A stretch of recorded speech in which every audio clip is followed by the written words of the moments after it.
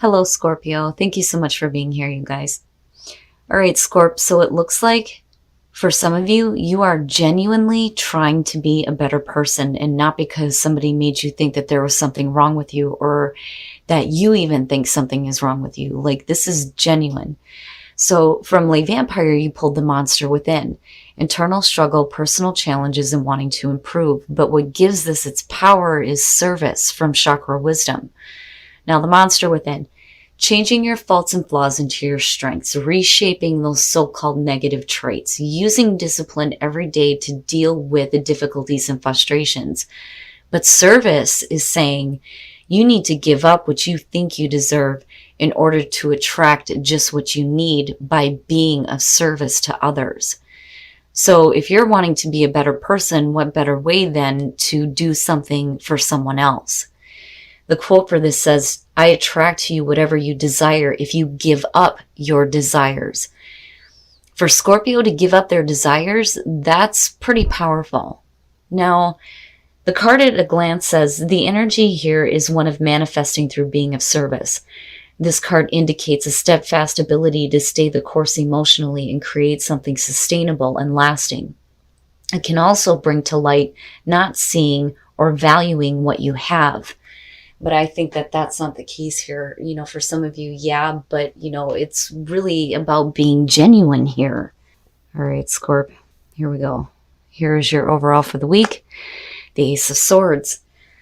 Wow, man, there are a lot of people that are getting hit with the truth, I swear to God. So the Ace of Swords being the overall here, right? The truth. Knowing the truth, speaking the truth, having the truth, and absolute mental clarity. I love that about the Ace of Swords, but this could be also the aha moment, that, inspiration, new thoughts coming through, but the truth. Now, in the past, the Four of Pentacles. This one's interesting to me. In most decks, I look at this and, really what this is trying to depict is somebody who is trying to maintain their status that they've worked really hard for. There's the fear of losing something and not wanting to change because not wanting to go through the loss of what they have gained. But the whole idea of holding on too tightly to something is immediately what comes to me looking at this card. Like, I ain't giving you shit. I've had to work hard for this. You're not getting anything from me. But, that's past energy. If things are changing now because of the truth, then, hopefully that fear is not there anymore. But it makes sense though, because thinking about Scorpio and gripping onto something you want to possess, you want to own, right? Now, in the present, the Seven of Cups, this is fantasizing about things. And there's definitely, the emotional attachment to a potential outcome based on what you pick with this too. But I think for some of you, it's not willing to give anything to gain anything else right now. With the Seven of Cups, several different things you could be doing, but you're not doing them. And it's a good thing that the Ace of Swords is there now. But I'm looking at that and going, well, why? Why are you still holding on to this Four of Pentacles? It could be that you're not willing to change anything right now. You're satisfied with what little bit you do have. So why change anything?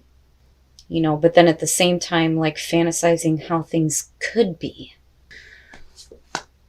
Future conditions. Oh boy. So yeah. Not doing that anymore and being a little bit more giving here with the Six of Pentacles. Right? And one of the things that I say about this is if you feel abundant, share the wealth. If you're good emotionally, share the love, right? Now, this could definitely be about you receiving some assistance, but the equal give and take is what is important here though too. But you go from this place of I'm not giving you shit to here you go, let me help. Oh boy, your best path to follow, the Nine of Pentacles. What I love about this card is she looks like she's just fantastic. Hey girl, look at all the shit that I've got. uh, independence. Independence. But there's abundance there too. And I think that's the big thing that people miss with the Nine of Pentacles. Yeah, it's enjoying the finer things in life, obviously, here. But it's because there's success, you know?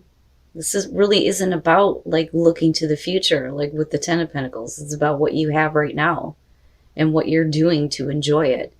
And some of you move into this place where you may be a little bit more giving. And it's not a bad thing, you know, but I'm still wondering what the hell the Seven of Cups is about. Oh, okay. So, you know, I feel like something happens here and it seems so subtle. It's like, you know, with the Eight of Swords and looking at the Seven of Cups, you can't make a choice. Like, you're content to just fantasize about things, but then not really doing anything. And in both of these cards, it's like you're trapped, right? With the Eight of Swords, it's the mental trap. You know, you may feel like you're in a really difficult spot right here and like not really willing to give anymore, you know, but if you open up and you make a choice, things may change. But that depends, though, too, on what you're choosing here with the Seven of Cups. But right now, there's just no way. It's almost like you don't see it happening. You know, you can fantasize about it all you want, but then, you know, what's the point of even doing anything? Because it's just like, it's not ever going to happen, you know. Oh boy, your hopes and your fears, the Ace of Wands. Wow. You have the truth hitting you and a passionate beginning that you're hoping for here, you know, and definitely ideas, a couple of different ideas that you could be acting on, I think, but something may be holding you back. But like I said, you know, you eventually get to this place here where I think you open up a little bit more and you're a little bit more giving as far as your ideas and your passion, and, you know, and again, being of service to others. But for some reason right now, it's like, you know, I don't want to lose anything. If I decide to do this, what am I going to lose here? But then really, what does it matter?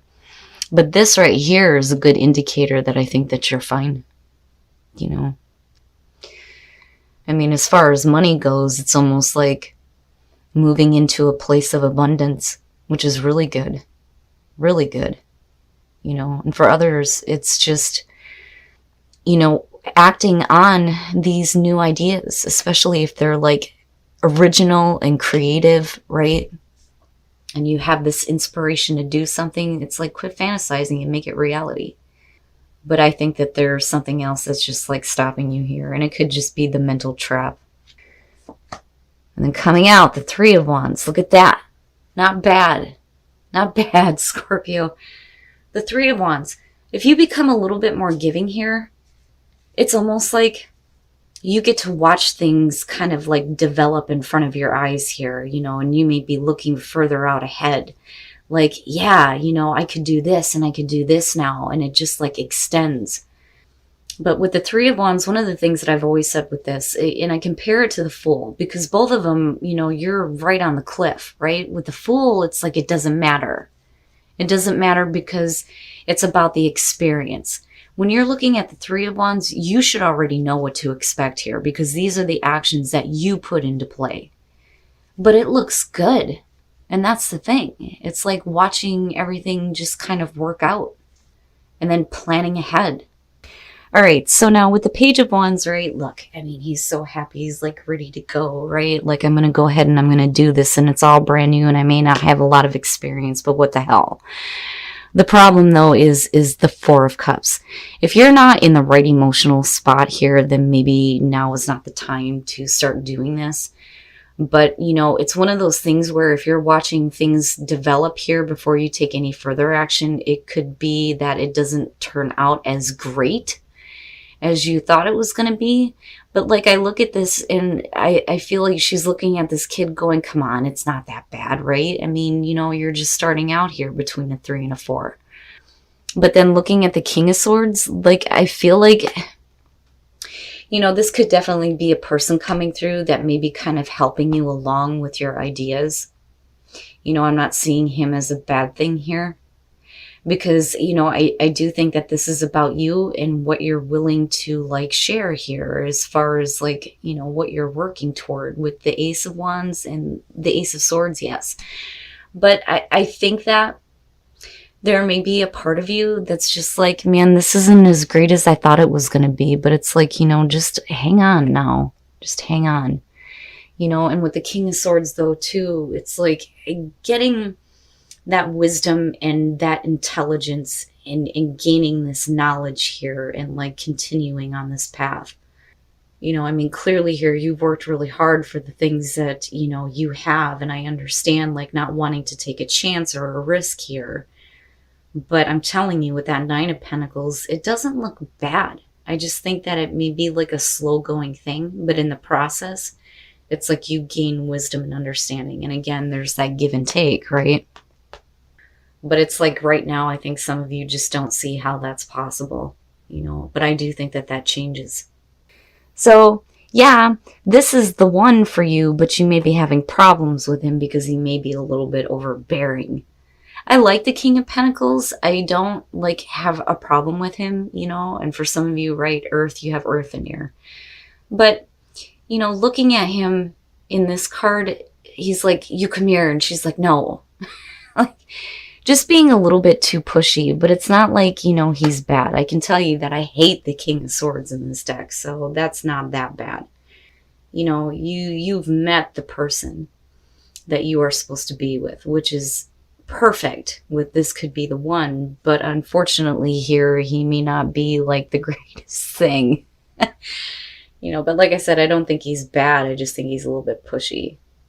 But I'm telling you, Scorpio, it's like whatever opportunities you have coming through here, and you may have a few, whatever it is that you decide to act on here and give a little bit to, I think you're going to reach a place of abundance. I really do. But then I also do think that, you know, that King of Swords, right? Like, I don't necessarily see that as a bad thing, you know, and I do think that for a lot of you, it's you gaining some wisdom and some better understanding and looking at things from a logical sense rather than the emotional garbage of the Four of Cups. I don't think that you get bored with something. I just think that if you're waiting to see how it's going to work out with the Four of Cups, it's like, man, I thought it was going to be better than this, but really it's not that bad. I mean, you're just starting out, you know, so just, right, don't get carried away. But again, you know, everything is clear to you now, though. All right, Scorp, so what I'm looking at here, the way that it like crosses is you have a couple of different options here, but, you know, I still think that these two are like the same thing. You know, besides having truth here, there's like new inspiration between the both of them, especially on the creative end. But with the Seven of Cups and then looking at the Eight of Swords, it's like you're content to just dream about it because you don't see how this can become a reality. So what's the point? And I think a lot of that is because you're carrying this feeling of, I've worked really hard for what I have, I ain't giving shit. But then something changes here and you start giving some shit. With the Six of Pentacles, I think that you open up. And I think that, you know, this clarity that comes through makes it easier for you to act on something new here. I don't think that this has to do with relationships at all. I think that this has to do with you and working on creative projects that have the potential for some financial gain here. Because this being your best path to follow, hey now, right? You look abundant, you look happy here. You know, there's a reason to believe that if you start acting on this, you will get to this place of abundance, right? Now, the problem, though, is where you come out at.